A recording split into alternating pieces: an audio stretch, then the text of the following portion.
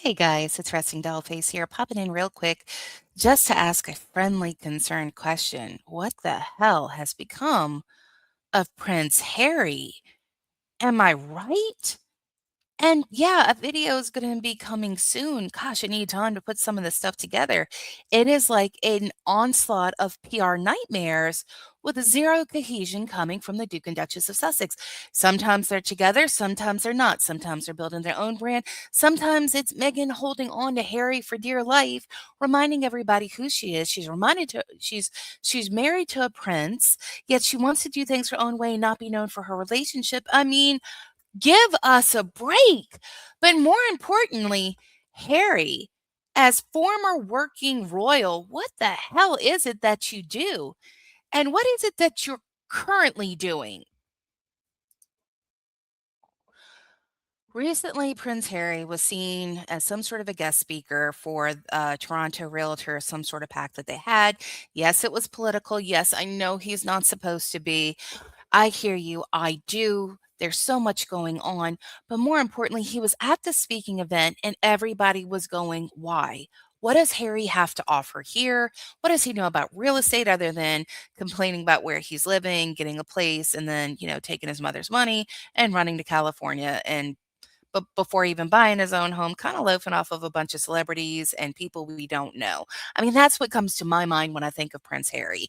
If you agree, drop a house below. Oh, wow. Sounds like something you'd hear from Wizard of Oz. Drop a house. Sorry.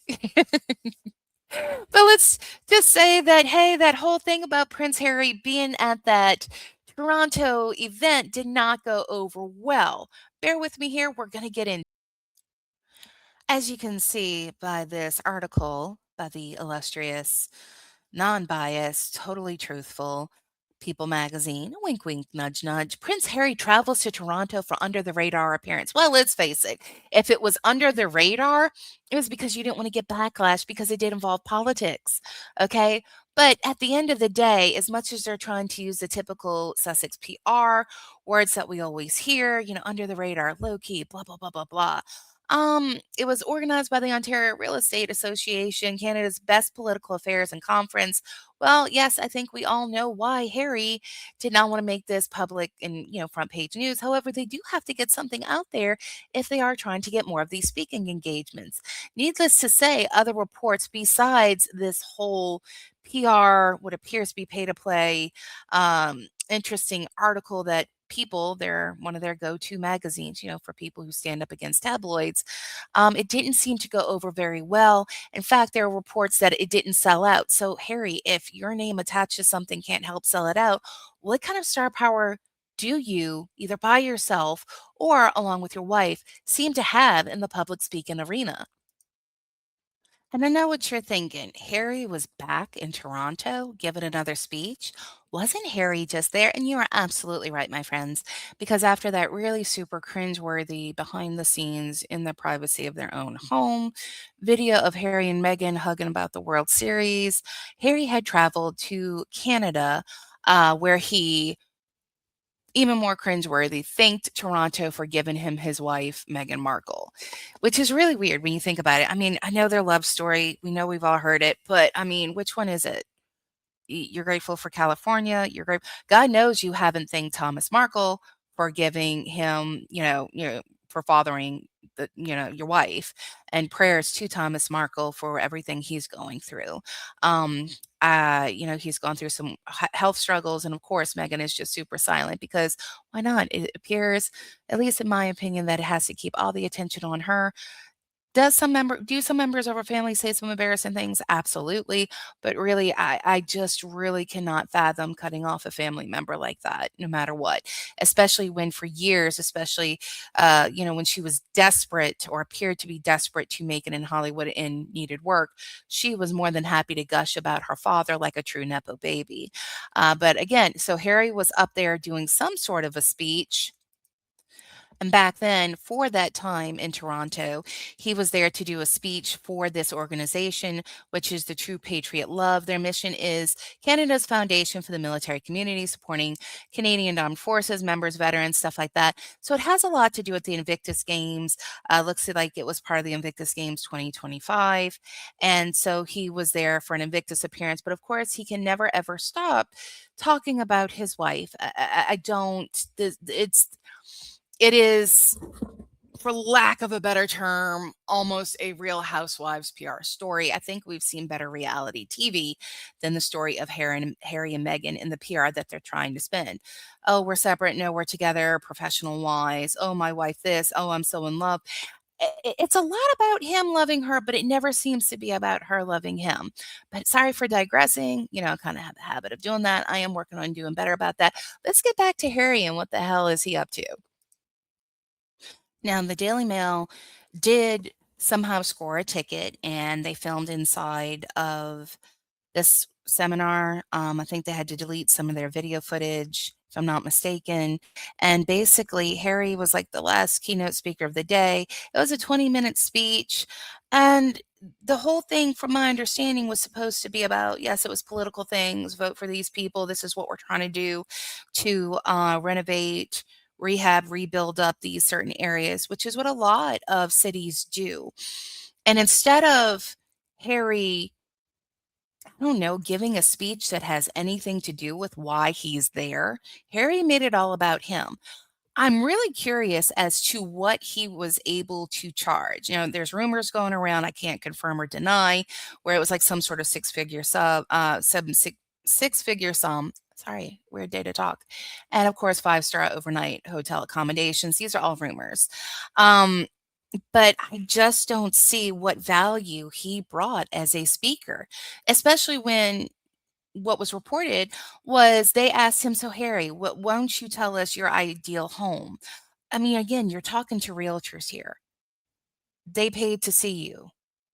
Allegedly £270 a ticket, something like that. The event didn't sell out, but regardless, they're there. They're there to network. You should have something to say on the subject. Let us not forget about the horrible JP Morgan debacle where Harry was allegedly paid $1 million, $2 million, something like that. I want to say back in 2020 to go speak, and he was talking about his trauma and losing money. That has nothing to do with banking or investments, return on investments, how to grow your portfolio. You need to know your target audience. So rather than Harry putting it into terms that has anything to do with Toronto, it being a city, rehabbing buildings, renovating, flipping, reimagining them. What does Harry talk about? Oh, his ideal place would be something super secluded. He's not a city guy. He's more of a country boy. He likes privacy. That's why they fled to British Vancouver, where they kind of had their own area. But ideally, he would want to have more of an island for him and his wife. Wow, really out of touch. And not only was Harry out of touch by giving that statement, the idea of former royals behaving this way, wanting to be on an island, my God, am I the only person who pictures Edward and Wallace Simpson? Because didn't they have to like flee to the Bahamas or something? Islands? Ooh, sidebar. See the way Wallace is staring at Edward? Am I the only one that sees how reminiscent that is of a certain somebody staring at her husband, Harry? Yep. Looks familiar. But back to my point, Harry, you're there in a major city to give value to, earn your supper, earn your speaking fee. And instead of you saying something to the effect of, hey, everybody knows because of Travelist and my wife and I, or my view on sustainability, cutting back on carbon footprint, blah, blah, blah, blah, blah. That's why I really appreciate what Toronto's trying to do, especially in the major city area like this. You're leading the way.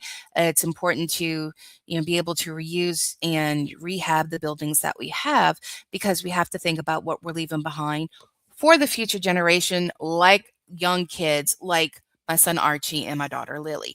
But no, Harry had to go and make it all about him, like anybody really cares. Yes, the Toronto Association of Realtors really wanted to hear about you wanting an island. Woe is me, Prince. No, you are not doing your job.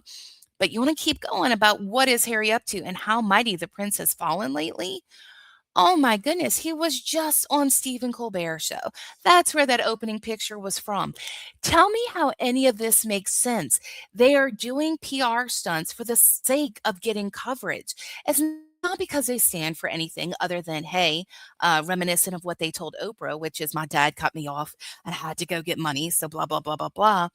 I mean, he obviously looks like he's had some acting classes lately. I don't know. It's a little weird for me. However, he's on Stephen Colbert being funny, and it really did come off as whatever this little speech was about seemed to be more about furthering Stephen Colbert's personal political opinions. Again, stay away from politics, Harry. You're not supposed to be interfering with that. You're still technically a prince. Am I the only one who feels like this is the time that the palace needs to take action against Harry and Meghan like they did against Andrew and Fergie? I'm sorry, King Charles, Your Royal Highness, yank the titles. This is embarrassing here. Can't help but wonder if Meghan wishes she was on the show instead. Gotta hurt.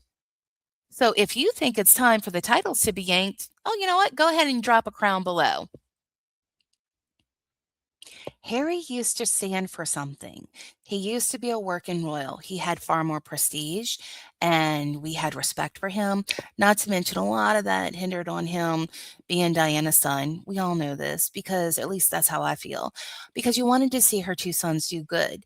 And Harry went from being somebody who was a service member, he still is, I get that, but somebody who would suit up, put his day on hold to go be a beacon of hope, a representation, honoring the fallen, really having a purpose and doing real service to appearing to be this prince for hire. Give him enough dollars and he'll come and open your local Piggly Wiggly. Who could forget when Harry avoided the duty he was given by Her Majesty the Queen to go appear at an event to honor people who had unfortunately lost their lives, to walk the red carpet at the Lion King premiere and act as a manager, whispering literally on camera in Bob Iger's ear to get voiceover work for Meghan. But service is universal? Okay, while we are on that subject of the whole voiceover work thing, we know that there's a lot of celebrity gossip sites out there, especially blind gossips. One of the famous ones out there is Crazy Days and Nights. Well, you always have to take what they say with a grain of salt. Am I right? Because, I mean, you don't exactly have people out there confirming or denying. But what was really funny was April 3rd, 2019, Crazy Days and Nights posted there are a lot of offers always out there for the former actress turned celebrity. The thing is, though, she can't take them. Well, that's because she was a royal. What if, though, it was just a voiceover role? Interesting thought angle that is very intriguing to the actress and maybe palatable enough for those that make the rules. And then it was revealed to be Meghan Markle. So that was April 3rd, 2019. Do you know when the Lion King premiere event was? July 2019. There's no doubt in my mind that Meghan Markle never intended to stay in the royal family. Her manager, former manager, Gina Nelthorpe-Cowne, confirmed that in her January 2020 editorial essay that she gave right after Megxit was announced. So for Harry and Meghan to claim, oh, Hollywood was never part of the deal, Netflix was never part of the deal, Spotify was never part of the deal, we always intended to keep serving, be half in, half out, that sort of thing. Well, then why were you pitching voiceover work for Meghan Markle in July 2019? Your actions kind of don't match your words there, do they?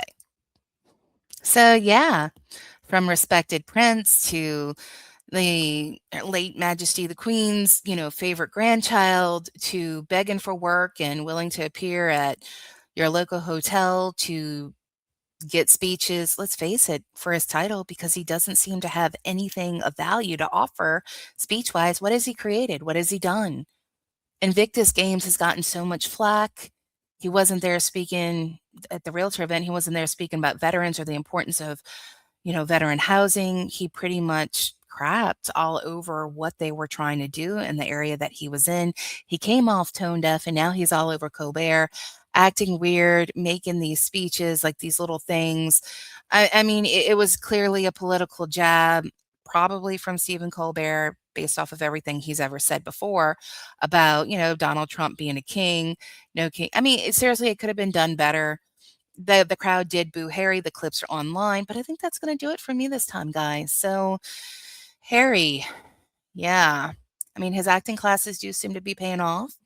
They look like they're acting classes, and I have to say, Meghan, watch out.